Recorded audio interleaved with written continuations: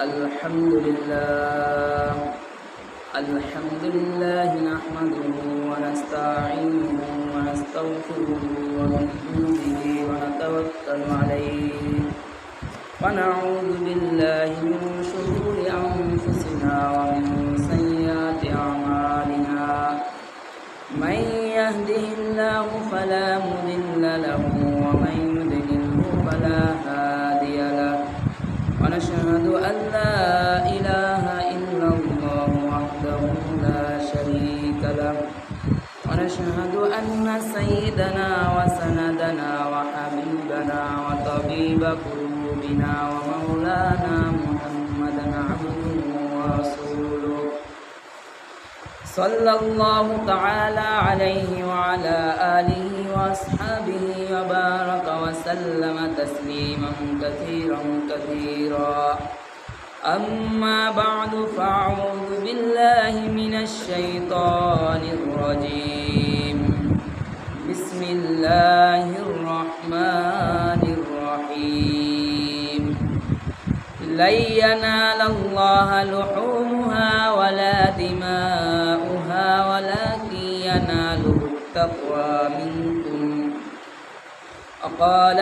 وقال النبي صلى الله عليه وسلم قالوا فما لنا فيها يا رسول الله قال بكل شعرة حسنة قالوا فالسوق قال بكل شعرة من السوق حسنة أو كما قال عليه الصلاة والسلام إن الله ملائكته يصلون على النبي يا أيها الذين آمنوا صلوا عليه وسلموا تسليما اللهم صل على محمد وعلى آل محمد كما صليت على إبراهيم وعلى آل إبراهيم إنك حميد مجيد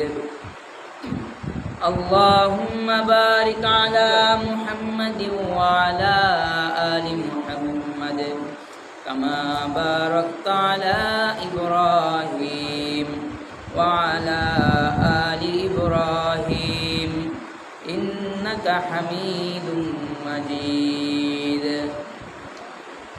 الحمد لله মহান আল্লাহ সুবহানাহু ওয়া তাআলার দরবারে লাখো কোটি শুকরিয়া যে আল্লাহ পাক রব্বুল আলামিন আপনাকে আমাকে আল্লাহর ঘর মসজিদের জুমার নামাজের উদ্দেশ্যে আসার এবং বসার তৌফিক দান করেছে। সেই বিশ্ব মালিক বিশ্ব প্রতিপালকের দরবারে শুকরিয়া দান করি, বলি আলহামদুলিল্লাহ। সম্মানিত হাজিরিন, হয়তোবা আমাদেরকে যদি আল্লাহ হায়াতে বাঁচিয়ে রাখে তাইলে হয়তোবা আমরা আগামীকালকে পবিত্র ঈদ উল আজহার উৎসব পালন করব ইনশাআল্লাহ। তো এটাকে এক কথায় বলা হয় কুরবানি। আসলে কুরবানি মানে হলো ত্যাগ করা। কারণ আমরা যে ইব্রাহিম আলাইহিস সালামের অনুসরণ করে কোরবানি করি, ইব্রাহিম আলাইহিস সালামের কোরবানি হয়েছে কেন? সে ত্যাগ করছে। সে বারবার কোরবানি করে, কিন্তু তারপরে স্বপ্ন দেখে যে না, তোমার প্রিয় বস্তু কোরবানি দেওয়া। তারপরে বুঝলো যে আমার সন্তানের চেয়ে তো আমার কাছে আর কিছু প্রিয় নাই। তো সন্তানকে কোরবানি দিয়ে তখন বলা হয়, যখন কোরবানি দিতে নিছে তখন আসমান থেকে জিবরাইল আলাইহিস সালাম দুম্বা নিয়ে আসছে আর বলছে আল্লাহু আকবার আল্লাহু আকবার। আর ইব্রাহিম আলাইহিস সালাম আসমানি পশু দেখে বলছে লা ইলাহা ইল্লাল্লাহু আল্লাহু আকবার। আর ইসমাইল আলাইহিস সালাম এটা উপলব্ধি করতে পেরে তিনি বলছেন আল্লাহু আকবার ওয়ালিল্লাহিল হামদ। আর এই জিনিসটাই আমরা জিলহজ মাসের 9 তারিখ থেকে, যেমন আজকে ফজর থেকে আমল শুরু করেছি, যে এখন থেকে শুরু করে মোট 23 ওয়াক্ত নামাজ, ঈদ উল আজহার জামাত সহ 24 ওয়াক্ত নামাজ, এটা নামাজের পরে কী করতে হয় ওই যে ওই সময় আসছে আল্লাহু আকবার লা ইলাহা ইল্লাল্লাহু আল্লাহু আকবার লিল্লাহিল হামদ। এটার এত পরিমাণ গুরুত্ব যে বলা হয় যেই 23 ওয়াক্ত নামাজের পরে এটা আমল করবে 23 ওয়াক্ত নামাজ, যদি কোনো নামাজ আবার মনে করেন না যে হুজুর বলতেছে নামাজ ছাড়িয়ে দেওয়া যায়, কোনো জরুরি অনেক মানে বড় ধরনের যদি কোনো জরুরত থাকে, এই কারণে যদি কোনো নামাজ ছুটে যায় এই 23 ওয়াক্ত থেকে, সেই নামাজটা যদি কেউ 6 মাস পরেও কাজা করে, 1 বছর পরেও কাজা করে, তাহলে এই নামাজের পরে যেভাবে এইটা তাকবীরে তাশরিকটা পড়তো, সেই যখন কাজা করবে তখনও যেন এই তাকবীরে তাশরিকটা পড়ে।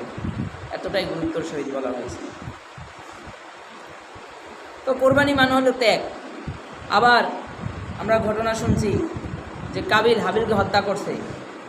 কেন হত্যা করছিল? তার কোরবানি কবুল হয়েছে, তার কোরবানি কবুল হয় নাই। যখন কাবিল হাবিলকে বলছিল তোমাকে হত্যা করব, তখন হাবিল কি বলছিল যে তুমি আমাকে হত্যা করতে পারো, কিন্তু তোমার দিকে আমি রাগের নজরও তাকাবো না, বা তোমাকে আমি মারবো না, তুমি আমাকে মারতে পারো কিন্তু তোমাকে আমি মারবো না, কারণ আল্লাহ তাআলা মুত্তাকিদের কোরবানিই কবুল করেন। মুত্তাকি মানে কি? তাকওয়া অর্জন করতে হবে, তাকওয়ার সহিত দিতে হবে, ইখলাসের সহিত দিতে হবে, যেটা আমি সাধারণত আপনাদেরকে বেশিরভাগ সময় আলোচনার ক্ষেত্রে সবসময় আমি আপনাদেরকে এই কথাটাই বেশিরভাগ বলি যে ইখলাসওয়ালা আমল করতে হবে, তাকওয়াওয়ালা আমল করতে হবে, তাহলে আমলে ফায়দা আছে। কিন্তু মানুষ দেখানো আমল বা কোনো উদ্দেশ্য কারণে আমল করলে সেই আমলে কি নেই, কোনো ফায়দা নেই। কারণ সেই আমলের ফায়দা কি? দুনিয়াতে আপনাকে মানুষ বলবে এই দেখো অমুকে কোরবানি দিছে, কিন্তু লাভ হলো কি? কিয়ামতের দিন তো এর উসিলায় আপনি কিছুই পাবেন না। এজন্য সবসময় আমি সব আমলের ক্ষেত্রেই কিন্তু আমি আপনাদেরকে বেশিরভাগ বলে থাকি যে আমলে তাকওয়া থাকতে হবে। যে আমলটাই করেন, 2 রাকাত নামাজ পড়বেন, এটা তাকওয়া থাকতে হবে। 2টা টাকা দান করবেন মসজিদে, এটা তাকওয়া থাকতে হবে। তাহলে এইটাই নাজাতের উসিলা হবে। কারণ আল্লাহর রাসূল হাদিসে বলে ক্বালা রাসূলুল্লাহ সাল্লাল্লাহু আলাইহি ওয়াসাল্লাম আখলিস দীনাকা ইয়াকফিকাল আমালুল কলিল। তোমার ইমানকে খাঁটি করো, অল্প আমলই নাজাতের জন্য যথেষ্ট হবে। ইমান যদি ঠিক থাকে তাহলে অল্প আমল এটাও কী হয়ে যাবে, নাজাতের জন্য যথেষ্ট হবে। কিন্তু আমাদের থাকতে হবে যে আমরা যে আমলটাই করব সেটাই যেন তাকওয়াবান হয়। তাহলে যত তাকওয়াওয়ালা আমল থাকবে তত জান্নাতটাও তত প্রশস্ত থাকবে, জান্নাতটাও তত বড় থাকবে। সুবহানাল্লাহ। তো কোরবানি মানি হলো ত্যাগ। তো যেহেতু আগামীকালকে কোরবানি, আমাদের কি করণীয়? খুব ভোর ঘুম থেকে ওঠা, তারপরে ফজরের নামাজ না পড়া, নাকি? ফজরের নামাজ না পড়ে কোরবানি নামাজে আসে, ঈদের নামাজে আসে, অথচ কোনো বুজুর্গ বলে, মুফাসসির হযরতরা বলে যে হাজার হাজার ঈদের নামাজ একসাথে করলেও এক ফজরের নামাজের সমান হবে না। একটা ফরজ নামাজের এত মূল্য, এই ফজরের নামাজ আমরা পড়িনি, আমরা ঈদের নামাজে আসি। খুব ভোরে ওঠা, তারপরে আগে তো বলছি যে 2 ঈদের আগের রাত্রি অনেক দামি রাত, তারপরে এই এমনিতে এই 10 দিন অনেক দামি গেছে। তো আজকে রাত্রেও পারলে বেশি বেশি নফল ইবাদত করা, জিকির আজকার করা, দোয়া মুনাজাত করা, তারপরে ভোরে ঘুম থেকে ওঠা, ফজরের নামাজ পড়া, মিসওয়াক করা, সুগন্ধি ব্যবহার করা, গোসল করা, উত্তম কাপড় পরিধান করা। উত্তম কাপড় মানে আমরা মনে করি যে মার্কেটে গিয়া তারপরে ধাক্কি করিয়া তারপরে কিনতে হইবে না। আপনার যেগুলো আছে, হ্যাঁ আপনি যদি পারেন কিনেন, সমস্যা নাই, কিন্তু কিনতেই হবে যেটা মনে করি এটা না। আমার কাপড় চোপড় যেই 5টা আছে, 4টা আছে, 3টা আছে, এটার ভিতর যেটা ভালো এটা পরিধান করা ঈদের দিনে। এরপরে ঈদগাহে আসা। তবে ঈদুল ফিতরের সময় আপনাদেরকে বলছিলাম যে ঈদের জামাতে আসার আগে কিছু মিষ্টি জাতীয় কিছু কী করতে হবে, খেয়ে আসতে হবে। কিন্তু ঈদুল আজহার জামাতে হইল না খেয়ে আসা সুন্নাত। ঈদুল ফিতরে মানে রোজার যে ঈদ গেছে তখন খেয়ে আসা সুন্নাত, আর ঈদুল আজহা মানে কোরবানির দিন না খেয়ে আসা সুন্নাত। কোরবানির দিনের সুন্নাত হলো যে মানে যেই পশুগুলো জবাই করা হবে ওটার যে গোস্ত মাংস হবে সেটা দ্বারাই প্রথম খাদ্য গ্রহণ করা। বিষয় খেয়াল রাখতে হবে, যারা কোরবানি করব আর কোরবানি না করবো সবাইকে কী করতে হবে, ফজরের নামাজ পড়তে হবে। ফজরের নামাজ যদি না পড়ি তাহলে ঈদের নামাজের কোনো মূল্যায়ন আছে আমার? ফজরের নামাজে পড়তে হবে। তারপর যদি কোনো সমস্যা না থাকে, ঠান্ডা কাশি এই সমস্যা নাই, আবার দেখা যায় অনেকের ঠান্ডা কাশি বিভিন্ন রকম সমস্যা থাকে, তাহলে গোসল করলে আরও সমস্যা হইতে পারে, তাহলে গোসল না করা ভালো। সেই ক্ষেত্রে উত্তম কাপড় পরিধান করে ঈদে আসা। তবে ঈদুল আজহার যারা আসবে, আল্লাহর রাসূল ধমকি দিয়ে বলছে যে যার উপর কোরবানি ওয়াজিব হয়েছে কিন্তু কোরবানি করে নাই, তো ঈদগার ময়দানে আসবি না। এটা হলো আল্লাহ রাসূলের হাদিস, হুজুররা বলে নাই। এই বছর কোরবানির জন্য যেটা নির্ধারিত একটা মূল্য আমি পাইছি, যে কারো কাছে যদি 1,05,000 টাকা থাকে, 1,05,000 টাকা, তাহলেও তার উপর কোরবানি হবে। এবার এটা কিভাবে হতে পারে? আপনার কাছে আপনার ব্যবহারের বাইরে আপনার কাছে 1,05,000 টাকা নাই, কিন্তু এই পরিমাণ সম্পদ আছে যেটা আপনি ব্যবহার করেন না। এটা হলো ব্যবহার, আর এটা হলো আপনার জমা বা আপনার জমি জমা আছে যেটা আপনার ব্যবহার হইতেছে না, কিন্তু ওই পরিমাণ জমি জমা আছে। তাহলে ওইখান থেকে কী করতে হবে? আপনার উপর কোরবানি ওয়াজিব হয়ে গেছে, কোরবানি দিতে হবে আপনাকে। কিন্তু আমরা কি করি? না, এটা তো এরকম রয়েছে, এটা এরকম রয়েছে, মানে বিভিন্ন রকম কীভাবে কাটানো যায় সেই দিক ঘুরাই। তারপরে বিভিন্ন রকম অনেক সময় এরকম হয়, আপনাকে কেউ একটা বাছুর হাদিয়া দিছে, বাছুর কী করছে? হাদিয়া দিছে, কিন্তু আপনি পালছেন 1.5-2 বছর পালার পরে সেটা এখন কোরবানির উপযুক্ত হয়েছে। হয়তো বা কোনো কারণে আপনার উপর ওইটাও আপনি ব্যবহার করতেন, কোনো কারণে আপনার উপর কোরবানি অজীব হয় নাই, কিন্তু কোরবানির 3 দিনের ভিতর আপনি ওই পশুটা বিক্রি করছেন। যারা এই কোরবানি আসলে গরু ছাগল বিক্রি করে, অনেকের উপর কোরবানি অজীব হয়ে যায়, কিন্তু এখানে বিক্রি করতেছে, এর আর কোরবানির খবর নেই। করছেন একটা বাছুর আপনি বিক্রি করছেন 2 লাখ টাকায়, 2.5 লাখ টাকায়, তাহলে 1,05,000, তাহলে আপনার উপরে কোরবানি ওয়াজিব হয়েছে না? এবার বিষয় আমরা মনে করি যে কোরবানি গরুই দিতে হবে, না, ছাগল দিয়েও দেওয়া যায়। আপনার কাছে ওই 2 লাখ টাকাই সম্বল ছিল, কারণ আপনি যদি আবার গরু কিনে দিতে যান তাহলে আপনার 1 লাখ টাকা খরচ হয়ে যাবে, আপনার টাকার দরকার আছে।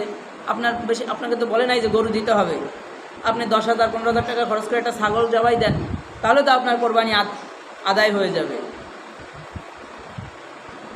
কিন্তু আমরা অবহেলা করি, অথচ আল্লাহর রাসূল কঠিনভাবে বলছে যে কোরবানি ওয়াজিব হয়েছে কিন্তু কোরবানি দিবে না, সেজন্য ঈদগাহে না আসে।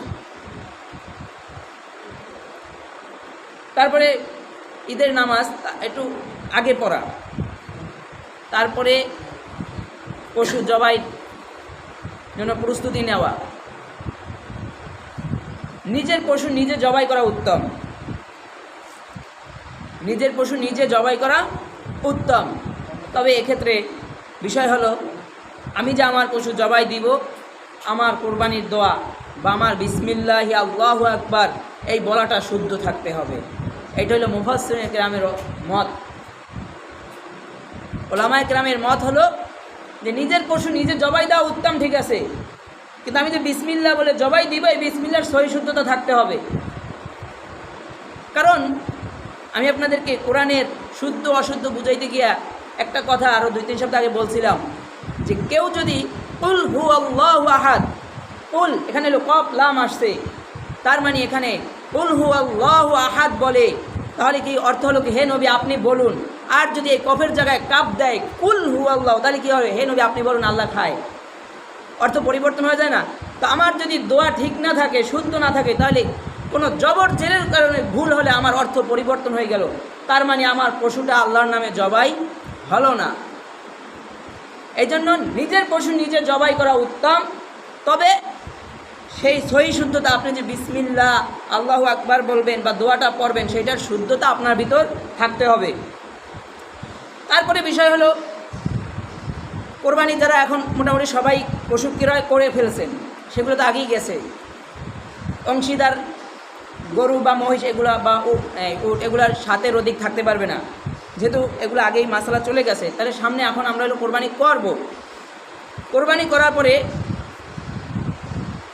যে গোস্ত, মানে যারা কি বলে কসাই বলে, যাদেরকে গোস্তকে যারা কাটবে, কোরবানির পশু দিয়ে এদেরকে কোনো মানে মূল্য না দিয়ে, মানে এরা যে পরিশ্রম করবে এই পরিশ্রমের মূল্য না দিয়ে তারপরে তাদেরকে গোস্ত দেওয়া যাবে না, মানে গোস্ত দিয়ে পরিশ্রম দেওয়া যাবে না।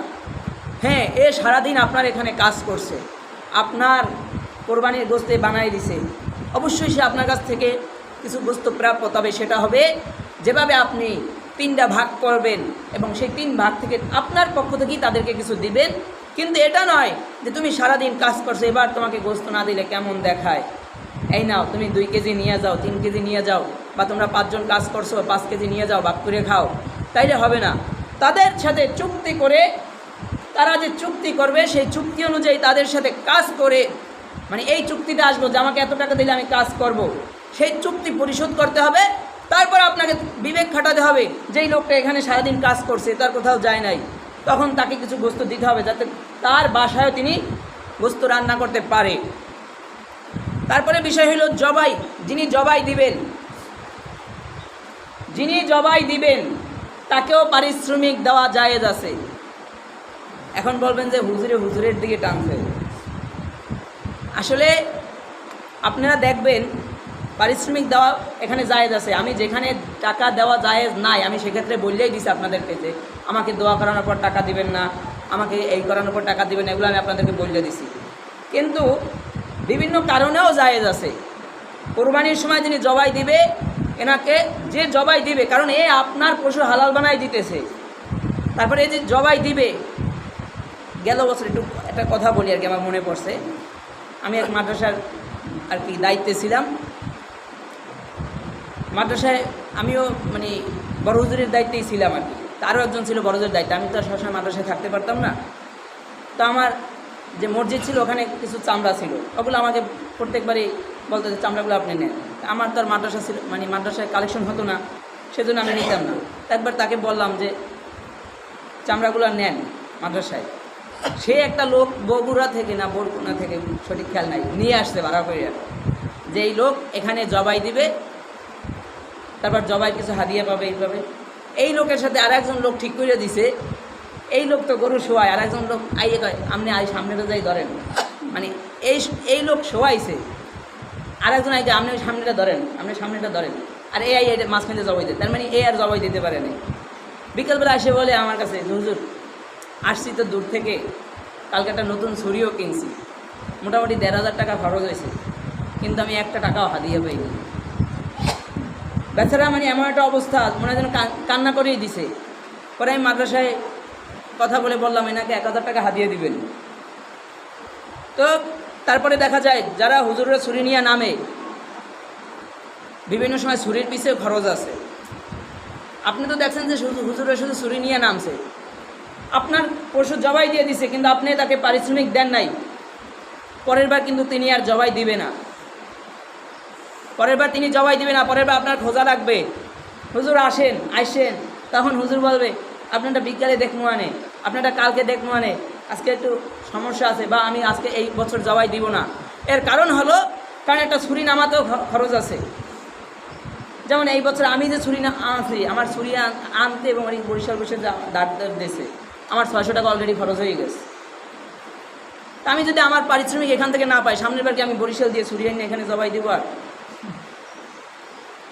তো বিষয় হলো এই যে বিভিন্ন কারণে ওলামায়ে কেরাম ছুরি নিয়ে নামে, কিন্তু আপনাদের কাছে থেকে যখন প্রাপ্যটা পায় না, তখন আর আপনাদের কাছে আসে না তারা। এজন্য যিনি জবাই দিবে তাকে পারিশ্রমিক দেয়া জায়েজ আছে, তবে একটু মানসম্মত পারিশ্রমিক দিয়েন। আপনি গরু জবাই দিলেন 1 লাখ টাকার, গরু জবাই দিলেন 80,000 টাকার, গরু জবাই দিলেন 1.5 লাখ টাকার, 7 ভাগে গরু জবাই দিলেন, হুজুরে আসে হাদিয়া দেয় 100 টাকা, 7 জনে মিললে 100 টাকা হাদিয়া হয়। 100 করে দিলেও তো 7 জনে 700 টাকা হয় নাকি? 7 জনে দিবে, এখান থেকে একজনে বলে হ্যাঁ আমি দিয়ে দিতেছি 100 টাকা। মুফাসসির কেরাম, উলামায়ে কেরাম বলে এরকম যদি ত্রুটি থাকে, কোনো মনে যদি বেদা থাকে, যারা গরু কাটবে, গোস্ত কাটবে, কষাইরে, এদের মনেও যদি কোনো ত্রুটি থাকে, তাহলে আপনার কোরবানি সহি হওয়ার ব্যাপারে মতামত আছে। যিনি জবাই দিবে এনার ব্যাপারেও যদি কোনো থাকে, কষ্ট থাকে, তাহলেও আপনার কোরবানি সহি হওয়ার ব্যাপারে মতামত আছে। হতেও পারে, নাও হতে পারে, এই সামান্য কষ্টের কারণে। এবং যারা গোস্ত কাটবে এদেরকে মূল্য তো পরিশোধ করবেনই, শেষে কিছু গোস্ত অবশ্যই দিবেন। এবং যারা কোরবানি করবেন এদের কোরবানির গোস্তর ভাগ হবে কয়টা? তিনটা। কয়টা? তিনটা ভাগ হবে। চাইলে সব গোস্ত নিজেও রাখতে পারবেন, কিন্তু নবীর শিখানো আমল হলো গোস্তর ভাগ হবে তিনটা। তিনটা ভাগ হওয়ার কারণ হলো আপনি খাবেন আর একজন খাবে না, এটা তো হবে না। আর একজন অসহায়ের মতো আপনার দিকে তাকিয়ে থাকবে। আর বর্তমান ফ্যাশন হয়ে গেছে একটা, মানে ব্যাগ একটা লইয়ে দুপুরবেলা তারপর বাড়ি বাড়ি হাঁটে। আরে বেটা, ব্যাগ লইয়ে হাঁটার কি আছে? যে কোরবানি দেবে, কোরবানির গোস্ত পৌঁছে দিতে বাধ্য। কোরবানি দিতেছে, অথচ হাত পাইতে আসে আসে এক টুকরা নেওয়া লাগবে কেন? কিসের কোরবানি দেন আপনি? অসহায় গরিব লোকদের যদি আপনার দরজায় এসেই দিয়ে যাইতে হয়, নিয়ে যাইতে হয় হাত পেতে এক টুকরা করে, তাহলে মনে করবেন আপনার ব্যর্থতা আছে। তাকে খুঁজে যে কে এই কোরবানিতে কোরবানি দিতে পারে নাই, গোস্ত পায় নাই, অসহায়ের মতো তাকিয়ে আছে। ঘরে সন্তানগুলো বাবার চেহারার দিকে তাকিয়ে আছে, সন্তানগুলো মায়ের চেহারার দিকে তাকিয়ে আছে। মা বাবা গোস্ত পাক করবে আর খাবে, কিন্তু এরা তো কোরবানি দেয় নাই, গোস্ত পাবে কোথায়? এই চোখের পানির হিসাব হাসরের ময়দানে আল্লাহর কাছে দিতে হবে যারা কোরবানি দিবেন।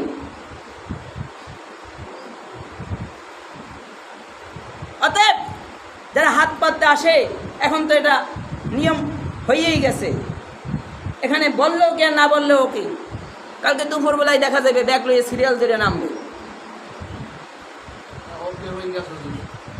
কিন্তু উচিত তো ছিল যারা কোরবানি দিবে, আরে আমি আমার এই এলাকায় 3 জন কোরবানি দিছে, 5 জন কোরবানি দিছে, 5 জন যে এরিয়ায় কোরবানি দিছে অবশ্যই 10 জন কোরবানি দেয় নাই, এই 5 জন তো অবশ্যই 10 জনের বাড়িতে গোস্ত পাঠাই দিবে নাকি?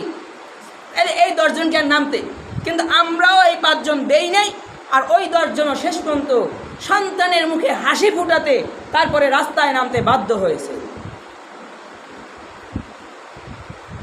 গোস্ত ভাগ হবে 3টা। একটা হলো নিজের জন্য, সব গোস্ত নিজের খাওয়া জায়েজ আছে, কিন্তু আপনি বছরকে বছর ফ্রিজে রাইখা পচাইবেন আর এক ভাই খাইতে পারবে না, সেটা তো হবে না। এটা তো আল্লাহর রাসূলের শিখানো আমল না ভাই। আরেক ভাগ হবে আত্মীয় স্বজনদের জন্য। এবার আত্মীয় স্বজন যারা পাড়া প্রতিবেশী আশপাশে যারা কোরবানি দেয় না তাদের জন্য। কিন্তু আমরা কি করি, যে কোরবানি দেয় এর কাছেই পড়লে একটা পাঠাই, যে দেয় না এর কাছে ফিরাও চাই না আমরা। আবার দেখি যে কারে গোস্ত দিলে আমার উপকার আছে। আরে গরিবরে দিয়ে কি ধনির কোনো দিন উপকার হয়?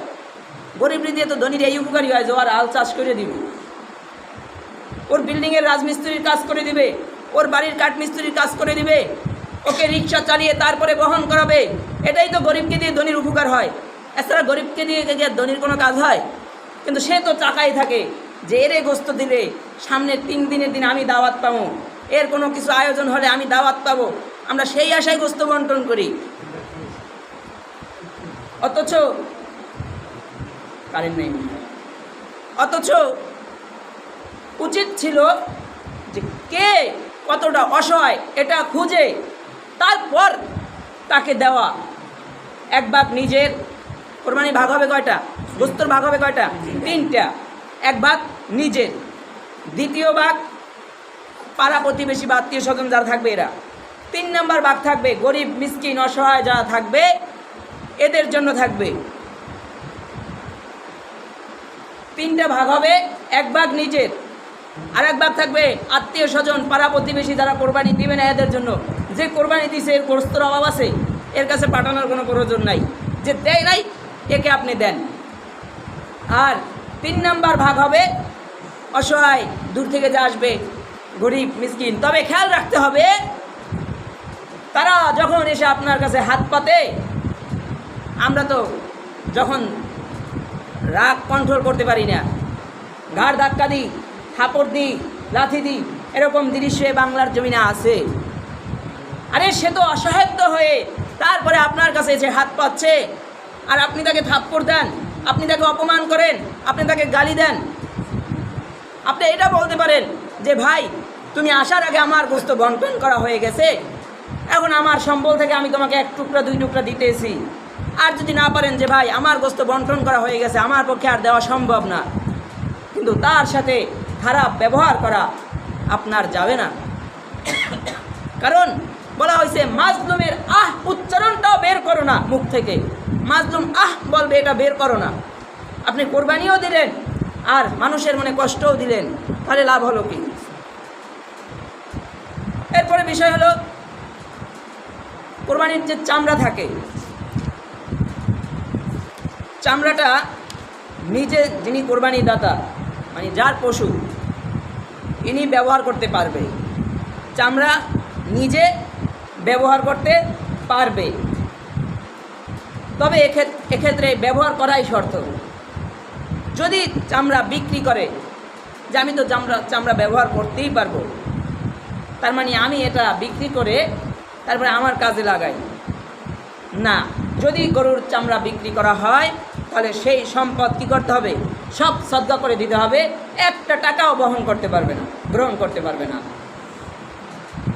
আর বিশেষ করে চামড়া সাধারণত আমরা কেউ ব্যবহার করিও না। এজন্য দেখা যায় বিভিন্ন মাদ্রাসা দিয়া আপনাদের কাছে ছাত্ররা হুজুররা আসবে, আপনি সেখানে দিয়ে দিলেন, কারণ সেখানে অনেক এতিম ছাত্র থাকে, অসহায় ছাত্র থাকে, তাদের লেখাপড়ার খরচ চালাতে হয়। তা আপনার একটা চামড়া দিয়ে যদি তার উপকার হয় তাহলে সমস্যা আছে? বরঞ্চ এই যে আপনি চামড়াটা দিলেন, এটার সওয়াব এই বাচ্চা যতদিন কোরআন তেলাওয়াত করতে থাকবে, যতদিন ইলমের দাওয়াত দিতে থাকবে, ততদিন সওয়াব পেতে থাকবেন। কিন্তু চামড়া মসজিদ পাবে না, যে না আমি জবাই দিছি, আমি মসজিদের সভাপতি, আমি মসজিদের সেক্রেটারি, আমি মসজিদের ইমাম সাহেব, তা আমার চামড়াটা আমার মসজিদে দান করে দিই। বলা হয় জাকাতের মাল যেভাবে একজনকে মালিক বানিয়ে দেওয়া, ঠিক চামড়ার নিসাবটা হলো মালিক বানিয়ে দেওয়া। এই জন্য মসজিদ তো আর কাউকে মালিক বানিয়ে দেওয়ার নাই, মসজিদে মালিক হওয়ার তো কেউ নাই। এই জন্য মসজিদ পাবে না, মাদ্রাসা পাবে এবং গরিব মিসকিনরা পাবে, যারা অসহায়, যাদেরকে আপনি জাকাত দিয়েছিলেন ঈদের সময়, চামড়ার টাকাটাও, চামড়া যদি বিক্রি করেন, একটা চামড়া একজনকে দিলেন, সে তো বিপদে পড়বে, কারণ চামড়া নেওয়ার পরেও কাজ আছে, চামড়া নেওয়ার পরেও কি আছে? কাজ আছে, পরিষ্কার করা। একটা চামড়া দিলেন, কিন্তু এবার এর আরও কত ঝামেলা, লবণ কেনা, বিভিন্ন রকমের পয় পরিষ্কারের জন্য ঝামেলা আছে। যদি আপনি চামড়া বিক্রি করে থাকেন তাহলে সেখান থেকে কিছু অর্থ কী করা? তাকে প্রদান করা। আর যদি তাকে না দেন, মাদ্রাসায় দিলেন, সেখানেও গরিব অসহায় ছাত্ররা পাইতেছে।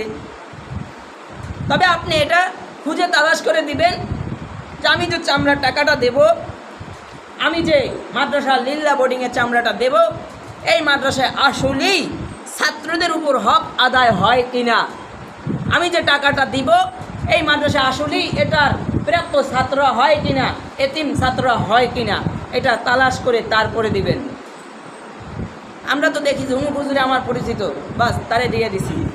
এও জানি যে এই হুজুরের কাছে গেলে আছে, এগুলো আছে, এই হুজুরের কাছে গেলে আমার এই চামড়ার যে মূল্য হবে, এই মূল্য যথাযথ যারা পাওয়ার প্রাপ্য তারা পাবে না। গরিব অসহায় ছাত্রের যেটা যাইতেছে শুধু তাদের জন্যই, কিন্তু সেটাকে মাদ্রাসায় পুঁজি বানিয়ে বিভিন্ন জায়গায় দেখা যায় ছাত্রদের জিজ্ঞাসা করে নাই, এমনকি দেখা যায় কোরবানির দিন ছাত্রকে খাটাইছেও, এরপরে আর চাইরানারও দাম নাই। এই জন্য আপনি দেখবেন যে আমি দিছি, হ্যাঁ আপনি দিয়ে দিয়েছেন, আপনি সওয়াব পাইছেন, আপনি তো দায়মুক্ত হয়ে গেছেন, কিন্তু আপনি যেটা দিয়েছেন, যাকে দিয়েছেন তারই যদি কোনো উপকার না হয় তাহলে ফায়দা হইল কি? এজন্য একটু যাচাই বাছাই করে দিবেন যে যেখানে দিলে, আমি যাকে দিব, আমি যেখানে দিব এখানে এতিম ছাত্রদের উপকার হবে, এটা যাচাই বাছাই করে তারপরে দিবেন। তারপরে কোরবানির গোস্ত যেটা বলছিলাম 3 ভাগ হবে। যদি আশপাশে মাদ্রাসা থাকে ওখানেও কিছু গোস্ত দেওয়া, যাতে এতিম অসহায় ছাত্ররাও গোস্ত খেতে পারে। তো বিষয় যেগুলো বলছি, এবং জবাই করার সময় এক পশুর সামনে আমরা কি করি, একসাথে সব পশু দাঁড়া তলাই দিই, একটার সামনে আর একটাকে জবাই করি, এক পশুর সামনে আর এক পশুকে জবাই করা ঠিক না। তারপরে টানা হেঁচড়া কষ্ট দেওয়া ঠিক না। তারপরে একটু আমরা কি করি, মানে যে কষাই না, কোরবানির দিন এও কষাই হয়ে যায়। এখন কষাইয়ের মূল্য তো মনে করেন 1000 টাকা, আর যে কষাই না এর মূল্য তো 200 টাকা। কারণ এ চিন্তা করে আজকে তো গাড়ি চালাইতাম, তাই কোরবানির দিন, আজকে তো কাজ করতাম, আজকে কাজ নাই, তাই এইখানে লাগি, তাই আমি 200 টাকা পাইলেও তো আমার লাভ না।